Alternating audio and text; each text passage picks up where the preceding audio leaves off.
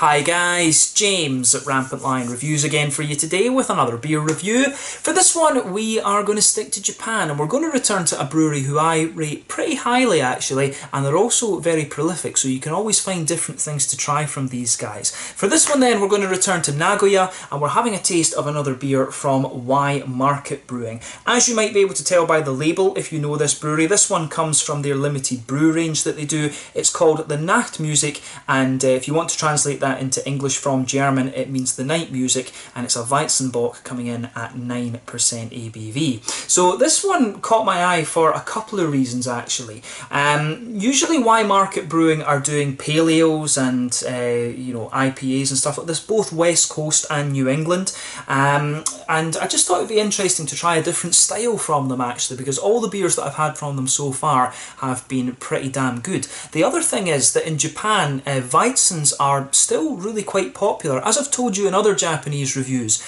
a lot of the little G-Biru breweries, local beer breweries as they call them over here, that you find brew German styles of beer like Schwarzbiers, Kölsch, Altbier, Dunkels, and different types of Weizen and things like this as well. But the Weizenbock is a particularly popular style around Christmas time, and that was the main reason I thought this would be an interesting one to try. Another point, I guess, is that I don't get to review too many Weizenbocks for you here on the channel. I mean, I think the last one might have been the Eisbock from Schneiderweiss, if I remember correctly, and Aventinus from Schneiderweiss is one of the iconic German beers, if you like. So I'm really curious to see how this one turns out, and hopefully it's an interesting beer, but I've got high hopes for it because I know the brewery, and hopefully you guys enjoy my take on it as well. So we'll just need to see how we get on. So as is usual with my reviews then, I'll tell you a little bit about the brewery before we taste the beer. If you want to get straight to the tasting, just fast forward. All the usual links are in the description below. That's the brewery website, the link to my other reviews that I've done from Y Market Brewing before. No doubt you will see some more in the fairly near future. There's all the usual social media. If you want to see more beer reviews, do please consider subscribing to the channel. The whole channel, of course, has a geography-based tagging system, so you can go into the homepage and search for beer based on country, city, state, county, prefecture, whatever it is you're interested in. Do check out the playlist of beers from different countries. There is one there for all the Japanese beers that I've reviewed for you. That's being added to whenever I get the opportunity. And as always, please do get in touch and let me know some of the other beers and breweries that you guys would like to see me review. It's always great to hear from you guys that are watching the videos, and the support that you show the channel is hugely appreciated. So anyway, to tell you a little bit about Y Market Brewing then, on to my brewery notes. So Y Market Brewing, as I mentioned to you earlier, are based in Nagoya, and it's part of the same parent company that owns Okadaya Liquors, which is run by Yasuhiro Yamamoto. So they started out with a very small brew house in the Yanagibashi market, hence the name Y Market Brewing, and this market is basically composed of different food and drink wholesale companies that supply the different bars and restaurants around the city. So they hired Kachi Makoto as their head brewer, and he previously worked for Kisoji Beer in southern Nagano, and he got into home brewing after he discovered craft beer when he was studying in Montreal and Quebec over in Canada. But they opened their brew pub back in March of 2014, and this is on the second floor of the brewery, and they started out with a very kind of small 1,000 litre brewing system that Kachi designed himself. But over the last few years they've been gradually building up their market and brewing capacity, and also developing lots of new beers. As I've told you before, these guys are probably one of the more prolific craft breweries that you're going to find in Japan at the moment, and according to Untappd, at the time of filming this video, which is December 2019, they've produced around 200 different types of beer. For a long time it was quite hard to get a hold of these beers, but Koji at Liquor Shop Asahiya, who is basically my Japanese beer dealer, he now gets quite a few beers from these guys. I'm not sure if he gets all of them or most of them, but you will see lots of different things coming through his shop from Y Market Brewing. So as I always say, check out the link to his Facebook page in the description below, and go and see him if you find yourself in Osaka. But as I mentioned earlier, mainly it's IPAs and pale ales and stuff like this, different types of that, but every so often you will get things like this, a Weizenbock and stuff. So definitely a brewery you want to keep an eye on. The quality of their beers is very good in my experience, and hopefully I can get up to Nagoya at some point and film a little on-site video at their brew pub. That would be pretty good actually. One of the great things about these little Japanese brew pubs is that they tend to have very good opening hours. They tend to be open every day of the week actually, unlike some of the ones in Europe and America where it's only the weekends and stuff like this. But really looking, as I say, this is a really interesting brewery, this one, and one that I definitely recommend that you check out. So that's all you need to know about Waymarket Brewing for the moment. If you want to learn more, check out the brewery website in the description below. They've always got lists of the different beers and things that they've done on there. You can check out the Facebook and Instagram profiles. That will keep you up to date with all the latest goings on and the latest beer releases and stuff. And if you want more info on the beers, like I say, check out the website, but there's also the things like Rate Beer and Untappd that you can check out as well. Untappd is a very, very good resource, of course. So yeah, let's get on to the actual tasting of this beer itself then. So the notes that I have on this particular beer about the profiles and stuff. This one is hopped with Horizon, Amarillo, Galaxy and Mosaic. So Amarillo, Galaxy and Mosaic, we all know. Amarillo, lovely oily orange qualities. Galaxy from Australia is a lovely kind of big passion fruity hop, very popular these days. And also Mosaic is another American hop. It's you know, lovely and tangerine and juicy and stuff like this. Horizon though is one that I had never heard of, so I did a little bit of research on this. So Horizon apparently is quite an old hop. So it was developed back in Oregon in the 1970s. It's a half sister to Nugget, which is quite a popular bittering hop, and it was only released commercially back in 1998. So it's only been out for about 20 years or so compared to some of the other ones, although a lot of new, I say that, but a lot of hops, the other ones in this are a lot newer actually. But it's known for being quite tangy in its citrusy qualities and also for being quite spicy too. So I'm really curious to see how this one turns out. But as I always say, it's cool to discover new hops, and I've been discovering that quite a bit recently here in Japan. Isekadoya are another brewery over here that tend to use some very, very interesting hops. So this is the cool thing about trying beer from the other side of the world that you're not from. So definitely worth looking into. But yeah, let's get on and actually have a taste of this beer then. I'll let you have a little look at the artwork before we open this one up. There you can see Waymarket Brewing just at the top there, if I can hold it steady. There you go. And it tells you a little bit, you know, this is a kind of profile. This tells you about the hops and malts and things like this. As I told you in the last video that we did for the Hysteria IPA, or Hysteric IPA, I forget the exact name. That was one of their core range beers, but when it comes to their limited brew ones, they tend to keep them in the plain silver can, and they just put one of these strip stickers on them actually. But yeah, as I mentioned, the name of this one is Nachtmusik. It comes in at 9% ABV, and they're describing it as a double Weizenbock, or a Weizen Doppelbock, I guess you could say. 350 milliliter can, this one, which is standard for Japan. Usually it's 355 in America and 330 in Europe. So let's get it out and we'll get on with the tasting. One other little thing I noticed about Japanese cans is that they have the braille on them for the blind people, and I don't know if the Japanese braille, it probably will be different compared to the other ones and stuff like this, but I've always been curious about that. I need to read into that a little bit. Braille's a very cool invention, I have to say. It's, you know, craziness to me that you know, you can read stuff by the feel of your fingers, but you know, needs must. But yeah, as you can see with this beer, look at the colour of this. Yeah, that looks very, very dark actually. I can't remember exactly what colour Aventinus was, but this is kind of what you would expect roughly for a Weizenbock of any description, but this one seems particularly dark and almost caramelly looking. So before it disappears, you can see there's about a quarter, maybe third of a finger of a frothy, I would say very light kind of beige coloured head on this one. It's just fading away to be a very thin foamy layer. There's one or two big bubbles sticking towards the side of the glass, but you can see just little bubbles of carbonation heading up towards that kind of thin foamy layer. But it looks very, very nice. In terms of colour, if I hold up to the light, it is really dark and murky, this one. It's, you know, almost like coppery coloured, I think is a fair way to describe it. Caramelly coloured might be another good descriptor that you could have for this one. But it's, as you would expect from any wheat beer, to be honest, it's very, very hazy. If I put my fingers behind the glass, just look at that, there's pretty much no transparency to this one at all, but a lovely kind of rich caramelly, slightly almost coppery, blood orangey colour in this. It looks absolutely lovely, this beer, I have to say. So yeah, pretty much what you would expect from a Weizenbock, I have to say. You can get ones that are a little bit lighter than this. I think you can probably I don't know if you'd find ones that are too much darker than this. This one strikes me as being at the darker end of the spectrum. But then again, if they're describing it as a Weizen Doppelbock rather than a Weizenbock, that might be one of the things there. So yeah, let's just see how we get on with the aroma then. Nothing overly surprising about this beer in terms of its appearance. So let's check out that aroma. Oh yeah.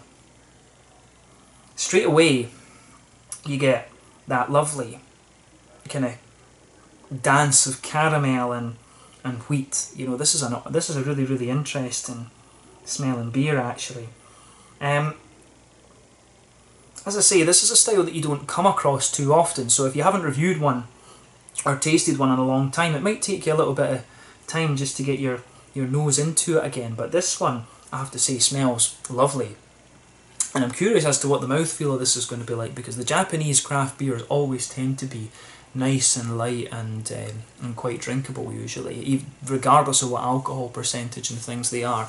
But yes, straight away with this one you can smell that lovely doughy, yeasty, bready note that you would expect of a Weizenbock. I mean, it's got that lovely kind of white German bready quality there. There's a little bit of a brown bready note to this one as well, but you can smell the nice kind of sweet, toasty brown sugars coming out of this beer.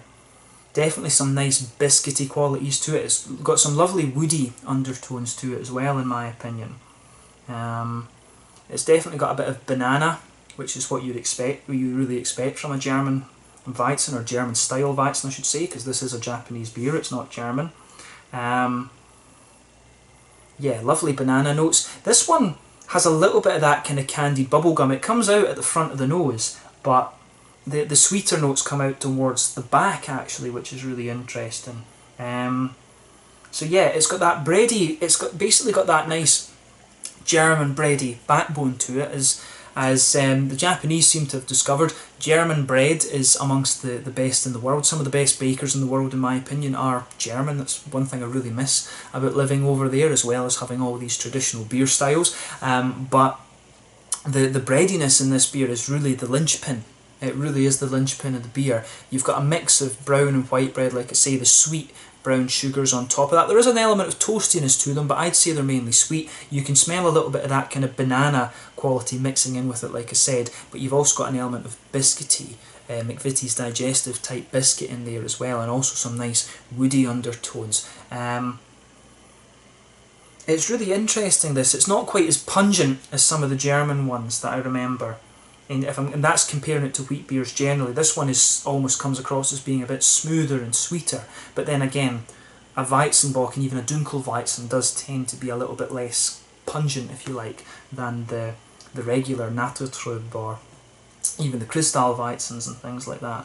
But that's a really nice smelling beer, this one, I have to say. I like the way the malts and yeast and things are playing around with this. This is lovely.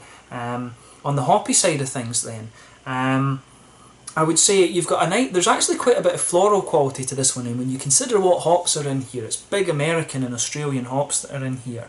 You know, you've got the Galaxy, the Mosaic and the Amarillo. I mean, those have got, they're about, you know, you're talking between 10 and about 14% alpha acid, so they're big hops. You've got a good bit of a floral quality coming out of this one. The hoppy side of things does smell distinctly different from what you would get from a German brewed thing with the Hallertaus or the Tettnangers or even the Hercules and the other slightly higher alpha acid hops you can get in Germany. It's got a lovely, stronger floral note to it, some grassiness in there as well, and a teeny little bit of earthiness. What they'll probably be doing with this is adding the hops quite late on in the boil, because that means that you don't get the the big bitterness and stuff like that. Weizen beers are never really meant to be bitter unless it's a Hopfenweiss, but yeah, the hops in this are really nice.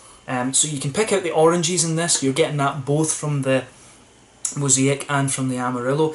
I'd say that it's a good balance between the oily orange of the Amarillo and the slightly more jumpy, juicy orange of the Mosaic. There's a little bit of, you can pick out something a little bit tropical in this one, but it's not quite the typical passion fruit or whatever that you'd expect from from Galaxy, so that's going to be an interesting thing to look at in the taste. I mean, it comes across as a little bit more apricotty or papaya-like or something like that. So I'm really curious to see just how this beer turns out in the taste. But as I always say, take a little bit of time to enjoy the aroma. It's always a good comparison to make, and you know, particularly different hops behave differently with different malt bases. You always find that with Simcoe, it's passion fruity when it comes to when it comes to a light malt base, but if you put it in a dark malt base, you get all these lovely red fruity notes out of it. So for Galaxy, this is going to be a really interesting one.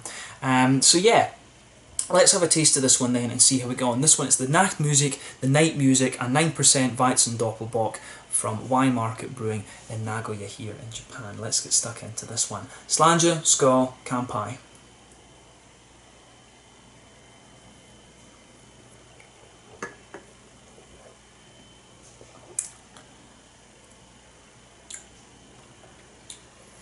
That's really interesting, actually. This beer, it really comes across as very light in its mouthfeel. That's the first impression I've got of this one, is just how light it is. But in the aftertaste, you get everything that you would expect from this style, actually. This is a really interesting one. I've said this about Japanese beers for a long time. The Japanese, they really like, beer for them has to have an element of drinkability. And this one has all the flavour, but it's just got a very light mouthfeel to it. It feels very, very clean, actually, which is interesting.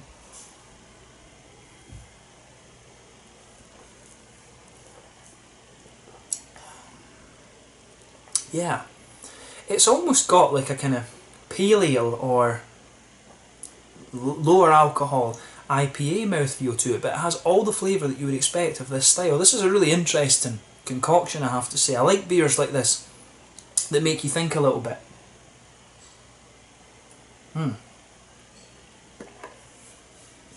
So yeah, let's try and break this one down a little bit then. You can definitely feel the booziness coming out of this beer as well, I have to say. So yeah, straight away with this one, you get that white bready, brown bready quality. That just blankets the middle of your tongue. Further that you go into the aftertaste, some of the banana notes start to come out. And you can feel that sitting in the middle of your palate. If you go to the front corners of your tongue and move in a little bit, there's definitely some sort of woody undertones to this beer as well, which is really nice.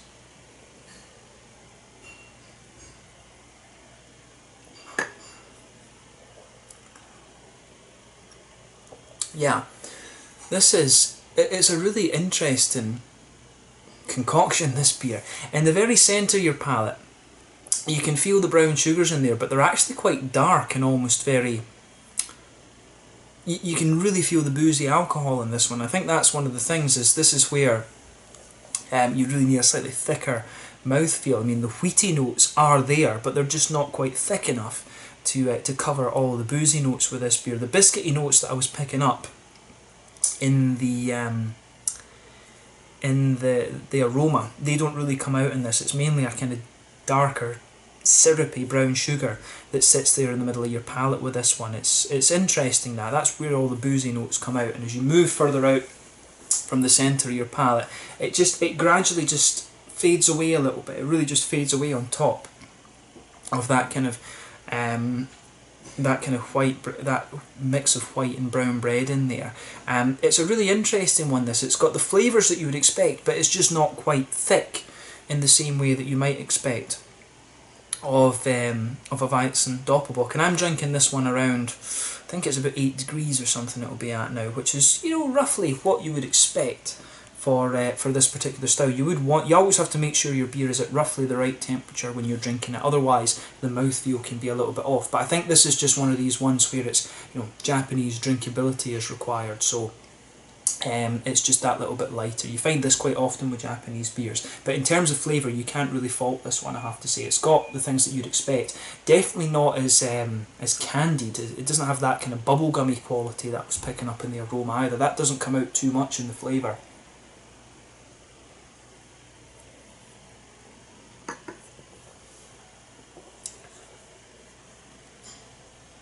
Yeah, I mean, you get a little bit of it towards the front of the palate. I mean, if you move forward on the tongue, just near those woody notes I was talking about earlier, there is a little bit of that bubblegummy note in there, and it kind of mixes a little bit with the banana flavours that come out in the centre of the palate too.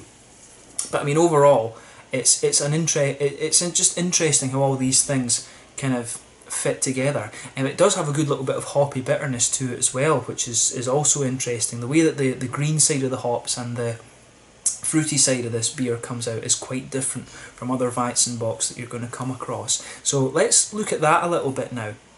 So, back corners of the palate, there's definitely a little bit of earthiness there, and that'll be the Mosaic that's giving you that as well. I would guess that the Horizon is probably going to give you a little bit of that as well, since it's one of the kind of older hops. But as you come further forward along the sides of your tongue, that just smoothens out a little bit. You get some nice big floral and aromatic notes. It's almost a little bit spicy, and again, that's one of the things that they said about the Horizon, was it gives you a little bit of that kind of floral spice. But all the other hops do have quite a high alpha acid content, so you will get a good bit of bitterness out of them. But then around the very front curve of the palate, it's a little bit lighter and grassy, and then behind the front curve of the tongue, that's where you get that oily bubble where those juicy fruity esters start to roll their way out of the beer.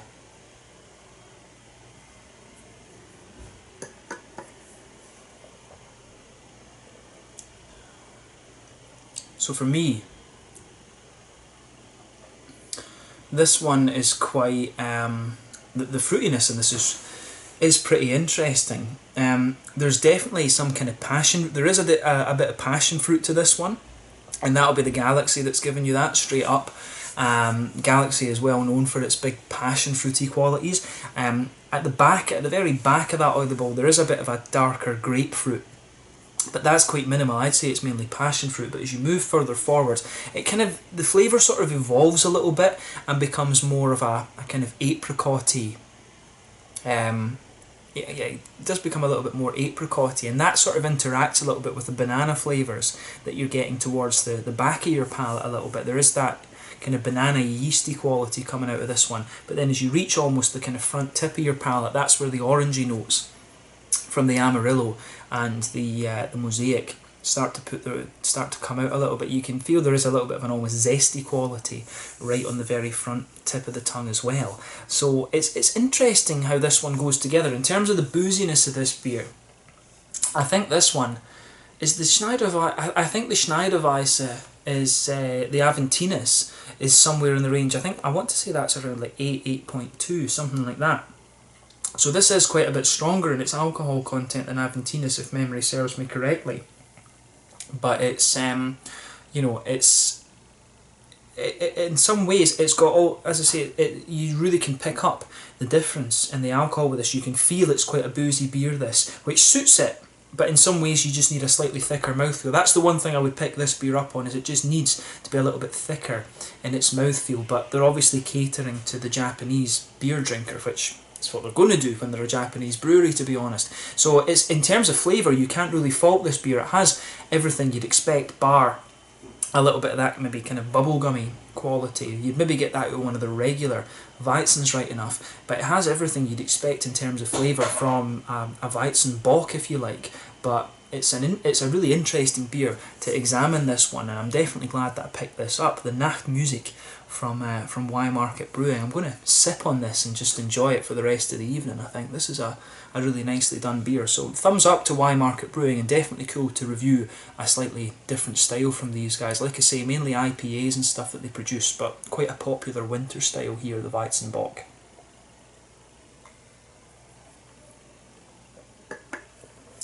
So yeah, in terms of the mouthfeel then, I would say this beer, it's at the bottom end of mid-body. It really is quite light for the style. Carbonation is again quite smooth in this one. You do want your Weizen beers for all the different types to be rather smooth. It's got a bit of wetness to the mouthfeel, and that's what makes it feel so light. In terms of the malt base, I would say it's quite smooth. There is a little bit of dryness to it the further you go into the aftertaste. There is a little bit of sweetness, but it's got a boozy warmth to it in the middle of the palate. It's a little bit dark in the middle of the palate, to be honest with you. The brown sugars are really really quite dark and syrupy, to be honest with you. There's a nice bit of bitterness to this as well. I would guess that this one has to be at least 50 IBUs, so it's maybe like a Hopfen Weizenbock or something like that, if you can say. It's quite a hoppy beer, this one, to be honest with you, but not surprising when you consider what hops are in it. Interesting for it to try the Horizon for what I think is the first time as well.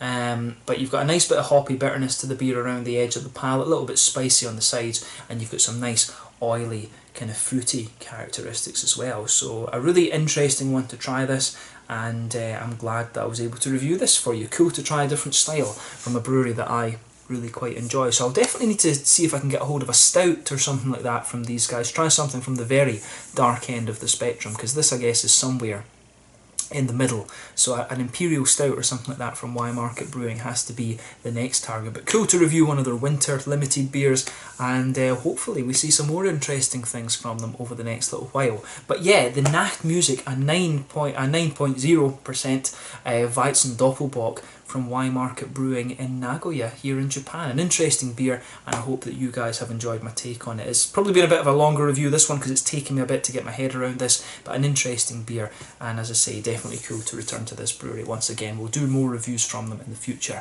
But yeah, thank you again for watching. Let me know your own thoughts on this beer in the comment section below. Let me know what your favourite beers are from Market Brewing as well. Let me know some other Japanese breweries that I might not have heard of. I'll catch you guys very, very soon. Make sure you check out this brewery, and as I said earlier, hopefully we can get up to Nagoya and film a little on-site review for you at some point fairly soon. Thank you again for watching. This was the Nachtmusik from Market Brewing in Nagoya here in Japan. Until the next time, Slanja just now, and I'll catch you guys later. Slanja, skål, kanpai.